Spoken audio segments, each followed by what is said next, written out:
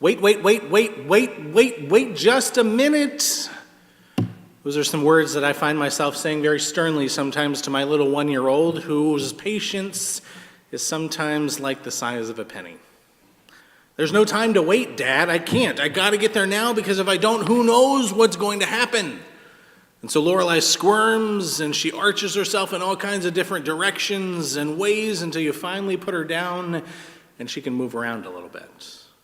Or if you don't put her down, she'll scream. And she'll scream a lot because she hates to wait. And I'm sure she's not the only one who hates to wait in the life of our world. Waiting is no fun. That's just absolutely the truth. We might even scream too at having to wait. We might have the patience the size of a penny because we don't wait well in the world.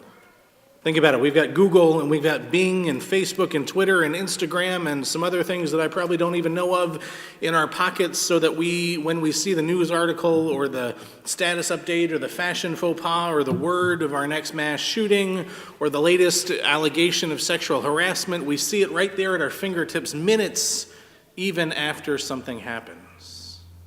We're conditioned in our world for instant gratification, and anything that delays that gratification is, well, troubling, to say the least. We have such a hard time waiting for things. There are fast food places in our world that boast that your wait time will be under 5 minutes, sometimes where your meal is free. When I worked as a cashier at a Target store, we were criticized and we were scored on how fast we could make our transactions for the customer, and we were repeatedly coached on how to constantly go faster. We hate to wait. If we sit through more than one revolution at a stoplight, we get really angry. Don't even get us started on the doctor's offices and the amount of time that you have to wait to see the doctor, who will maybe spend 10 minutes with you in the exam room if you're lucky.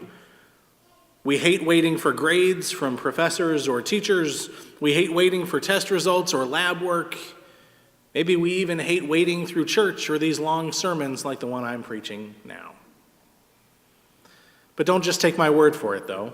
Listen to some of the pop culture music. John Mayer sings a song called "Waiting on the World to Change," whose refrain says, "So we keep waiting, waiting on the world to change. We keep on waiting, waiting on the world to change." Or the late, great Tom Petty sang, "The waiting is the hardest part. Every day you see one more card. You take it on faith, you take it to the heart. The waiting is the hardest part." Waiting is the name of the game for us who are people of faith. Christianity, friends, is a waiting religion. We probably don't see that more clearly than in our readings for this morning. And in a full spirit of confession, I told my pericope study colleagues on Tuesday, our women's Bible study group on Wednesday, that I'm not a huge fan of this week. Not a huge fan of these readings. I don't have a high regard for them, not just because they don't sound nice, but because they all talk about waiting. Amos talks about people yearning and waiting for the day of the Lord, at least until he tells them what it's really going to be like. 1 Thessalonians talks about people waiting and yearning to know if they will be reunited with those who have died at the end of time. And Matthew talks almost exclusively about waiting. The main point from the parable here from Jesus isn't about the actions of the bridesmaids who are waiting on the groom's return. Well, the main point is the recognition that the groom will be delayed in the first place. See, Matthew's community is around about 50 years after Jesus' death. The first eyewitnesses to the resurrection have already died off. The church is spreading, but the church is also being oppressed.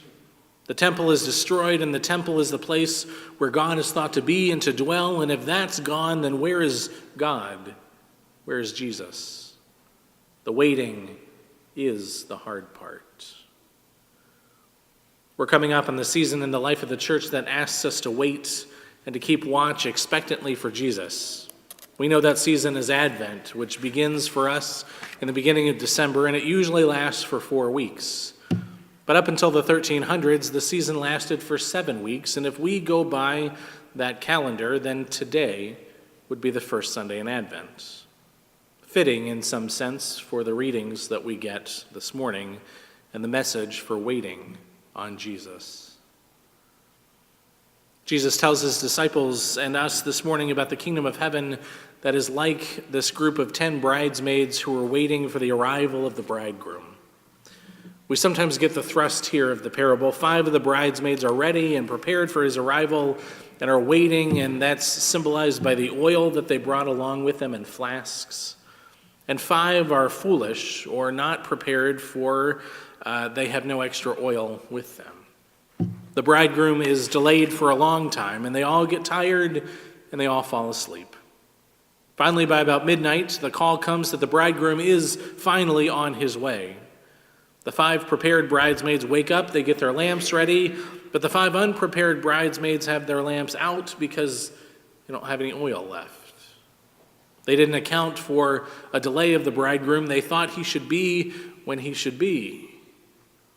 So the 5 lamp-lit bridesmaids say, well, y'all better go out and get some oil from the 7-Eleven down the street before they close.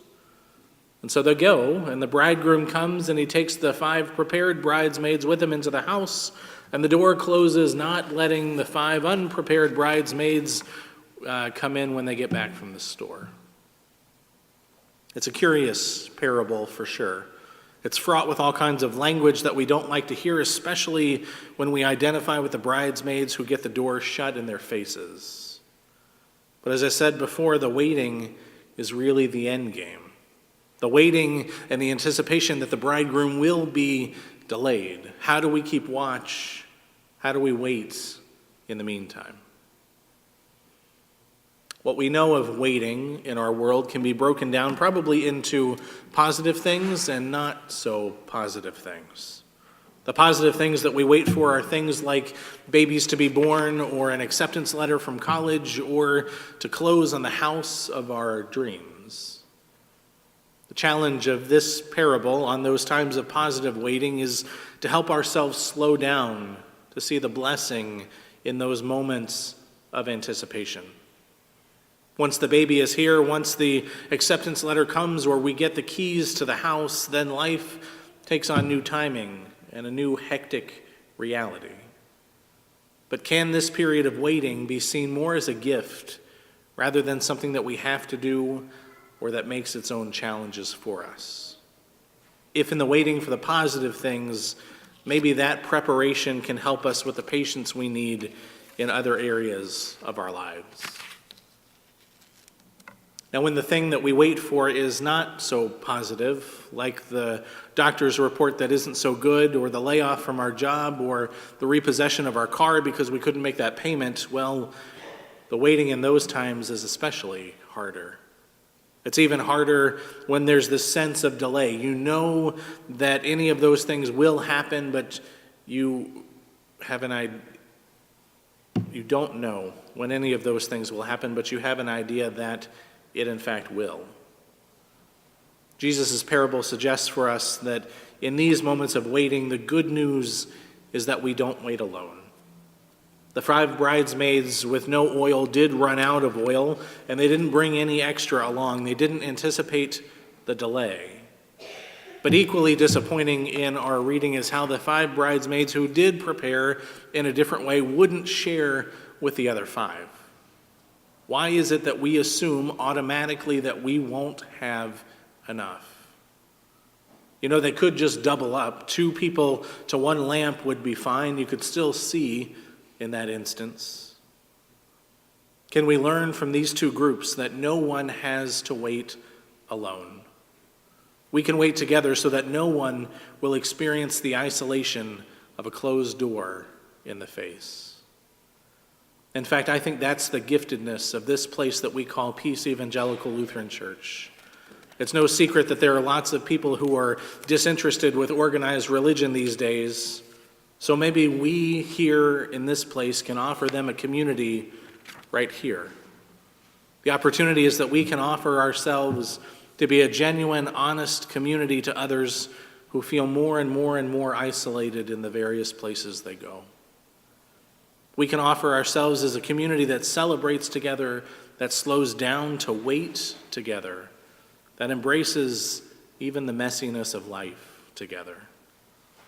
Together, so that no person has to wait alone. Because the waiting is the hardest part. Unfortunately, there's no way to change that. But there is a way to change the experience by waiting together in community, in fellowship, in love. Jesus says, "Keep awake, therefore, for you know neither the day nor the hour." Therefore, as Paul says, encourage one another with hope, with words of hope as we wait together. Amen.